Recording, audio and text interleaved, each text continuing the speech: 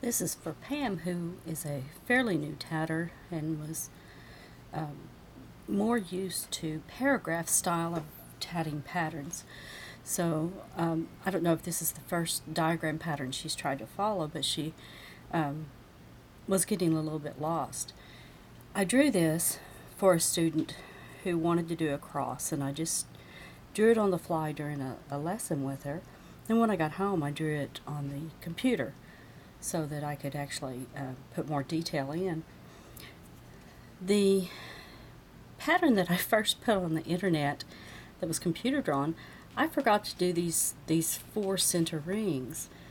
And that got distributed for several years before I caught my mistake. So I don't know if she's actually tatting from that original one without the four centers or this one that I've revised. But at any rate, I'm going to do just kind of an abbreviated segment of it to try to get her over the rough spots. One thing she mentioned is that she was forgetting where she did a shoelace trick. Well, I don't do a shoelace trick when I do this. And I've got a feeling that it's this ring here that's throwing her off, because she says it can't be done. You can't get there from here. Well, I think it's because of my drawing. So let's see if I can do something to help get her going. And in my abbreviated motif, I'm actually going to bring in a second color. So what I have in my shuttle is a shaded thread. It runs from blues to a dark purple. And I'm going to begin that first ring and hide my end as I go.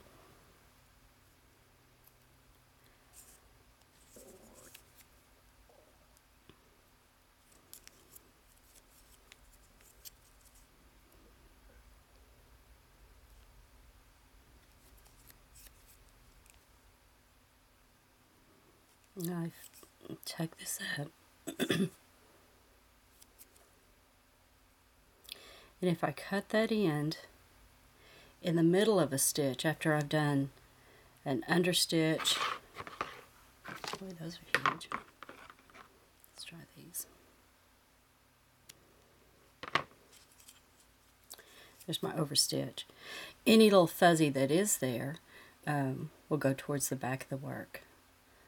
So I have 3 double stitches, and that's my pattern. To keep this simple for beginners, keep the stitch count down as low as you can. As you can.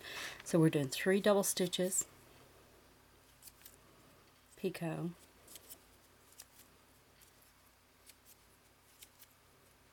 there's my second 3, picot,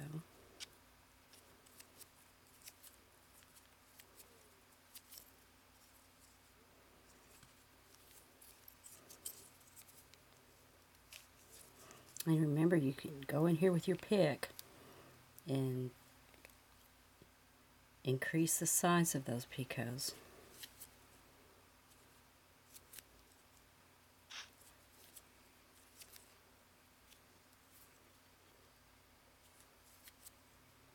Okay, now before I close this ring, I want to add my second color.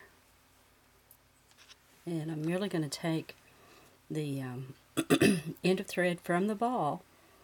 For this pattern, I don't even have to put the second color on a shuttle, and that's what makes this a great pattern for beginners. Sometimes they're intimidated by having to control 2 shuttles and know which one to pick up. Well, I designed this just so that they can just deal with 1 shuttle. Now, Pam had mentioned that she would get lost because she didn't know where to reverse the work. Well, in patterns, they will say RW, and to me, you're really not reversing the work. You're merely flipping the work down. Judy Banashek taught me that it's like the tailgate of a truck. So you tat left to right and over the top. When you want to tat a chain on the back of the work, you merely flip the work, and now we'll set up for a chain.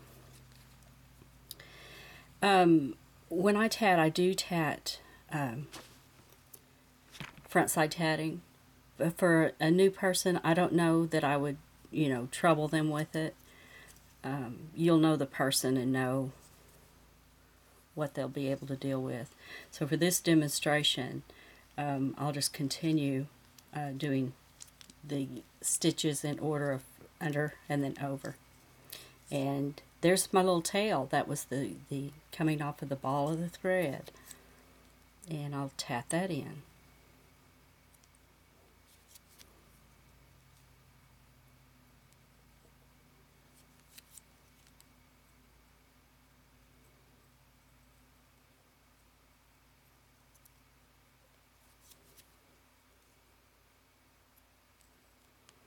Now, since this is considered the back side of the work, I'm going to go ahead and cut that tail on this side and continue with my stitches. And this first corner, we need 12 double stitches. 1, 2, 3.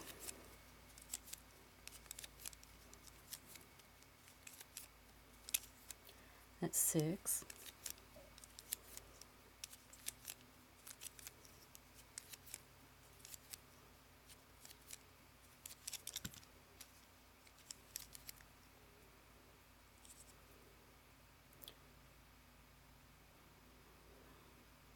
Oh, I had lost track. 10, 11, and 12. You need more stitches to make it around that corner. So what I've completed so far is ring 1, my chain, which is on the back side of the work. Now I'm coming into ring 2. Tatting progresses left to right and over the top. So to get to that second ring, I'm merely going to flip my tatting back up. And by doing this method, down and up, your tatting's not as apt to get twisted.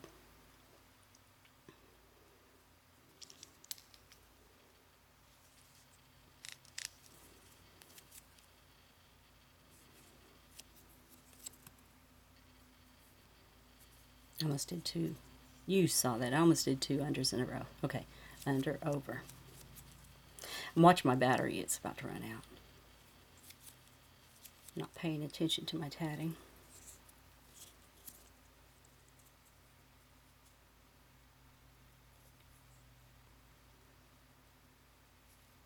And I'm just going to do a traditional join here. I'm not going to worry about front side tatting and using the down join at this time.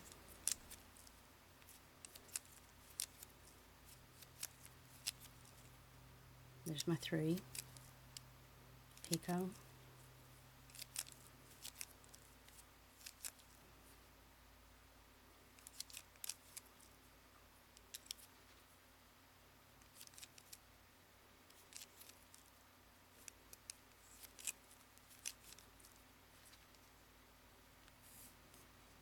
Okay. So this represents the ring that's at the base of the cross. It has made the corner, and now we're coming up the side of the cross. And this might be a good time to go ahead and stop this video after I tell you that the next move is going to be to flip the work down. In your patterns, they would probably write RW for reverse work, but I'm merely flipping to the back side of the work. So we'll stop the video at this point. I'll change batteries, and I'll be back with you.